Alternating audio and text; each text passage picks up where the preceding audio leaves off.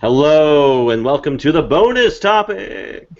I don't have an intro for the show, so that's what I do. All right, so we're talking about cell phones this week. So obviously you think like cell phones. Psh, what are you, a citizen journalist? Come on, get with the times. I use my 300 millimeter and my full frame DSLR. You're not spending $6,000 on a camera. You're not doing anything.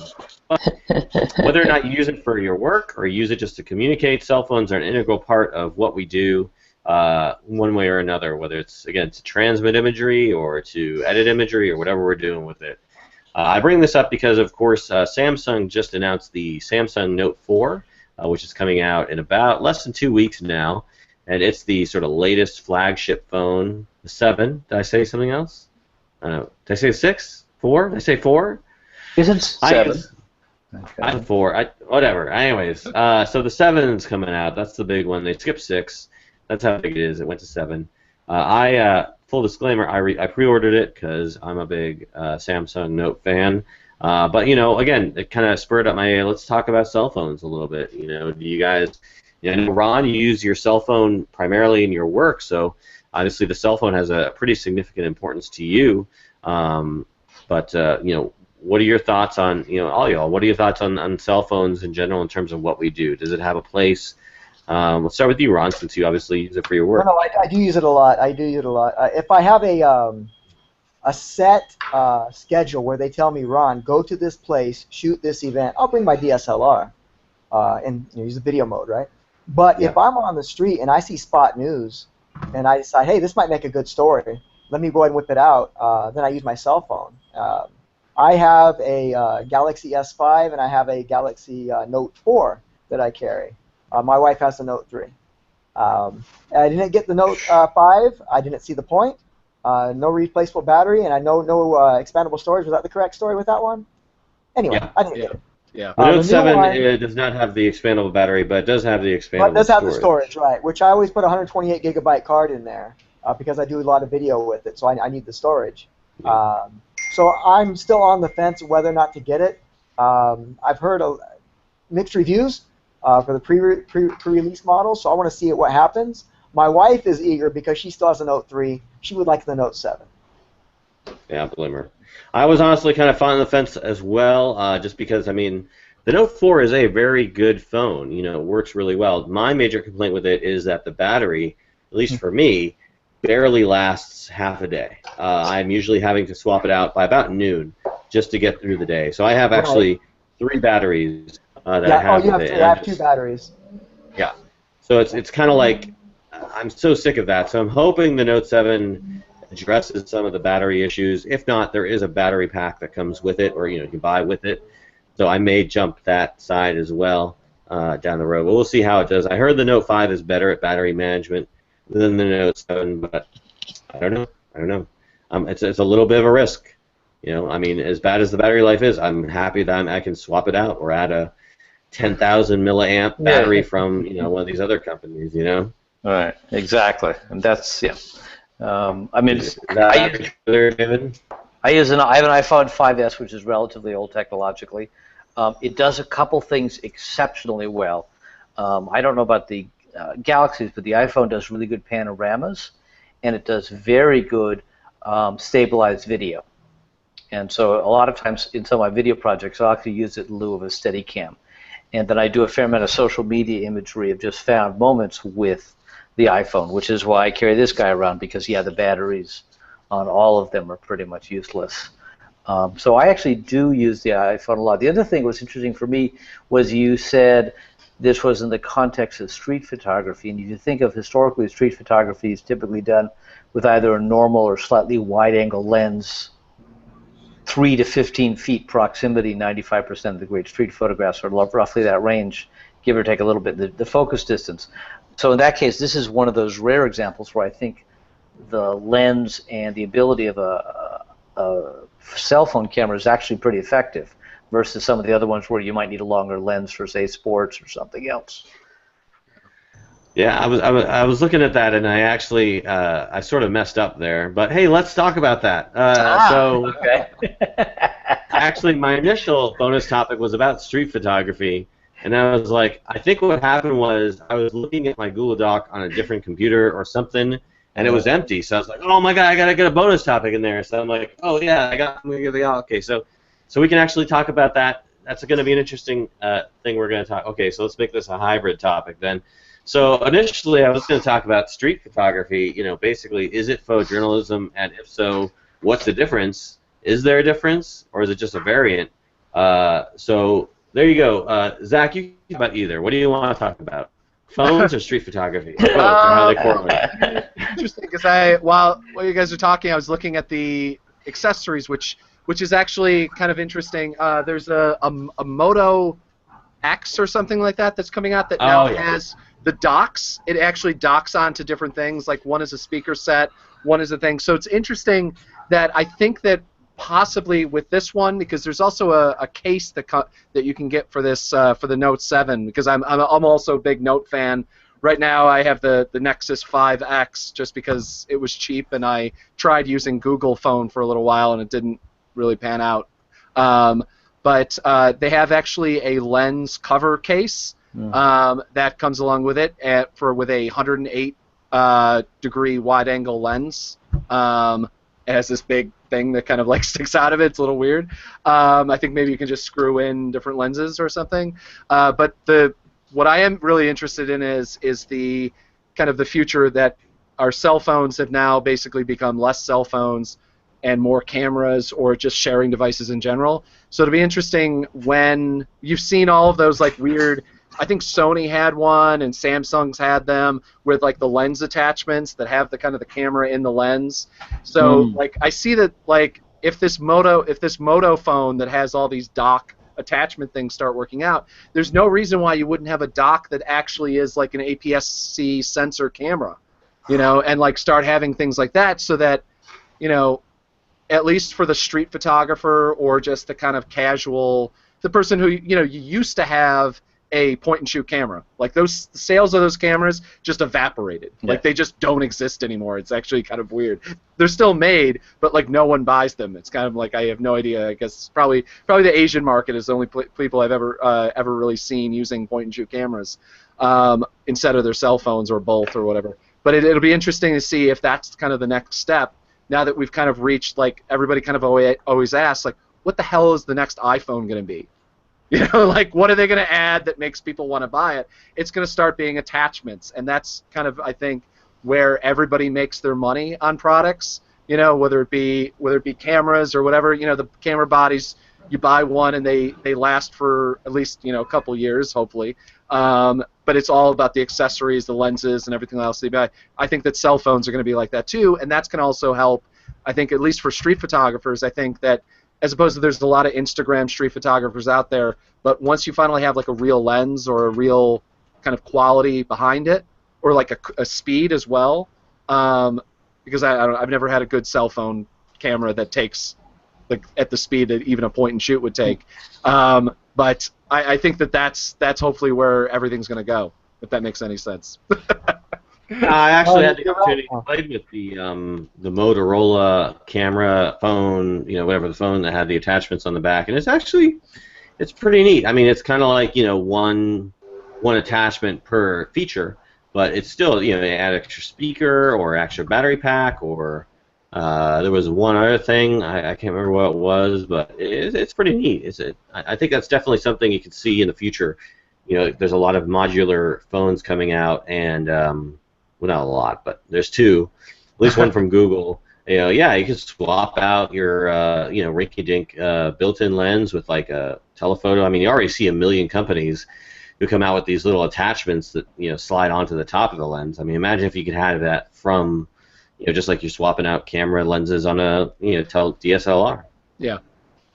Well, Olympus actually has this, basically what you've described already, which is a lens and a sensor that you then actually view through your iPhone. But the problem, at least in the time that I've handled it, is that it's pretty big, and I wonder if, as this downsizing goes to make it more you know, hand-holdable, user-friendly, etc., if that will drive it to a larger market, because I don't think this thing called the Olympus Air actually ever took off. I might be wrong, but from what I've seen, it hasn't really taken off very much. No, and you're right about that. Also, with the attachments being that iPhone would have the advantage in that they just make one product, where Android is so fragmented, it's hard to get options for every camera, every phone. Right. That would advantage iPhone in that case. Yep. All right, great. Well, I'm looking forward to my Note 7. I'm gonna do not gonna do street photography with it. I honestly don't do street photography like. I don't know. I don't know what the allure is. I mean, I don't know. As a photojournalist, like I see the allure in shooting people doing candids on the street, but like I never thought of it as like a subclass of photojournalism. You know, like I just thought of it as that it's that's what I do. You shoot pictures of people doing stuff. Usually it's called feature hunting, where you're looking for a feature or something. But is street photography its own thing? Is it really like? People consider that its own thing. Apparently, some people do. Like TWIP, This Week in Photo, considers it its own category. Well, historically, street photography has very definitely been its own category, and I think maybe the difference might be the question of the end use, because we as photojournalists, a lot of what we do is built around this idea of creating an image to be published, typically through a journal. I mean, that's where the name photojournalism comes from, and street photographers, some of the more successful ones historically, have not been working with publication as an end use.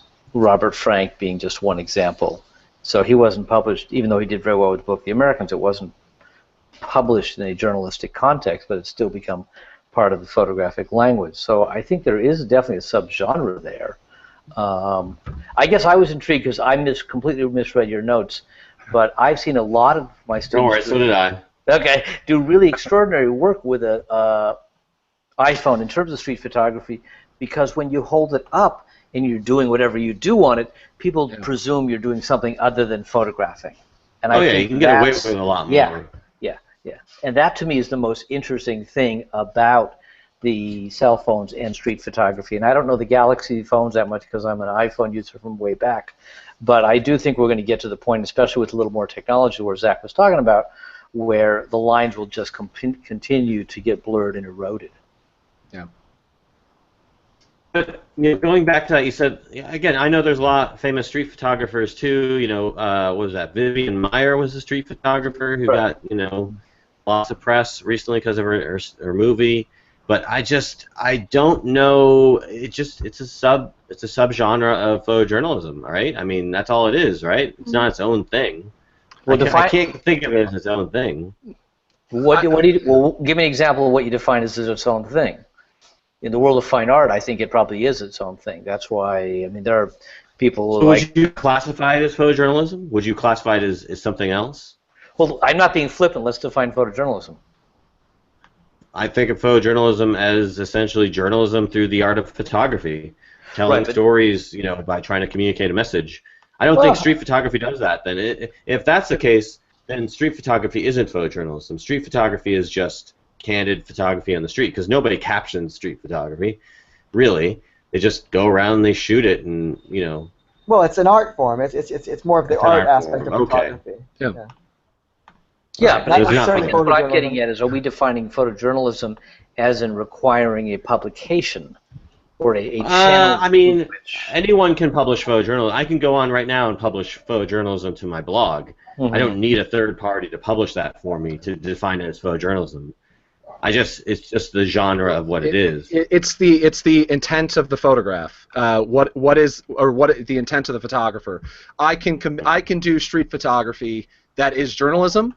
Obviously, then it would just be photojournalism, probably. Like, I can document the day. You look at Getty's, Getty's like 100 photos of the day, or AP's or whatever. There's a ton of street photography in there that's just, oh, it rained today, so there's some really artsy photos of it raining. Right. That's filler. So that can happen. It's kind of like the whole square rectangle thing. Like, a square is a rectangle, but a rectangle isn't a square. So you can have both or one or the other. I think street photography is completely and totally its own thing. I personally have never been a huge fan of it because I don't like taking photos of people. I don't want to say of no importance. That's wrong. But of no. But it's like unintentionally insulting. But people who aren't news, aren't necessarily news, because I personally don't like to be bothered by having my photo taken, so I find street photography annoying. I love the work. I have a lot of friends that are really amazing street photographers. I could never do it, though, because the idea of just taking a random photo of somebody and just the responses I've gotten before when I've tried to do it. Like, I've tried to do hip photography, like getting a wide-angle lens is my favorite thing, and just going click, click, click. But the few times that somebody notices the click and kind of looks at you and gives you that look, I'm like, it's just not worth it to me. Like, I get that enough doing my photojournalism work, and usually it's, you know, there's a threat, an actual threat behind it because of what I do. Yeah, it's just, for me, it's nature photography is kind of like my relaxing photography work. You know, even then I like to try to risk my life a little bit, but that's about it. Yeah. It's funny. That's what I call my street photography. I call that wildlife photography. Yeah. I do enjoy it, but I consider it to be, when I do it, I consider it art. I don't consider it photojournalism for myself. Yeah. Because I'm not, my photojournalism is like a business or a vocation. Yeah. But street photography is like an art, something relaxing that I share with my friends on Instagram. Yeah. Yeah. No, I agree. I agree with all that. I would say the difference is, like, if I go out in the street and I'm just shooting stuff, like, for instance, a kid playing in the fire hydrant or something like that, I'm going to go and get that kid's name and his age and write a caption, and now that's photojournalism. But if I don't get his caption or his name, then it's street photography. Or if I, you know, it's interesting. Is it art? Is it photojournalism? Can it be both? And also, are you still shooting for a print publication? I do not, no. Oh, yeah, no, yeah. When I used to shoot for print, sure. That would always be on my mind, stuff like that. But now... Right, you're always looking for features because you need to fill up, you know, the feature hunt. Right, and you need the name for the ID, things like that, right? Right.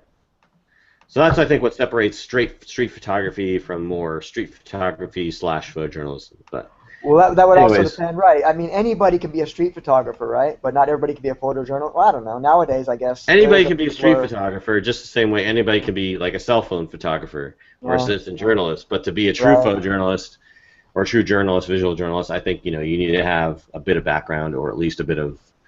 Or somebody backing you up, some publication that's willing to show your stuff or whatever. Well, I always, again, active freelancer. Yeah, I always make this argument that people can commit acts of journalism. That does not make them a journalist. Right. That's the whole thing with citizen journalists. You can commit acts that does not make you a journalist. You can do photos that are used by journalistic publications. That doesn't make you a journalist. What makes you a journalist is, you know, is trust, and, you know, I think even less nowadays, especially, has to do with the publication. I mean, like, I guess that I have a publication, the fact that I edit an Alaskan political blog, but, like, that's not, you know, that's not where most of my journalism goes in general. So, like, I don't and I don't know where any of it's going to go usually when I shoot it originally. So, yeah. All right, interesting. All right, well, thank you guys. On this topic, I think we got some good stuff out of there. If there's anything else you'd like to add, let me know now, or forever hold your peace. All right, get the new Galaxy Note 7, sponsored by. No, I would let you. If Samsung wanted to sponsor me, I'd listen right now. I'll do it. Whatever, call me on the Note 7. All right, guys. Again, thank you both for being our guests tonight for both the main show and the bonus show. I appreciate it. And again, for Zach Roberts, Ron Hamilton, and David Wells, this is David Murphy for the bonus show. We're out.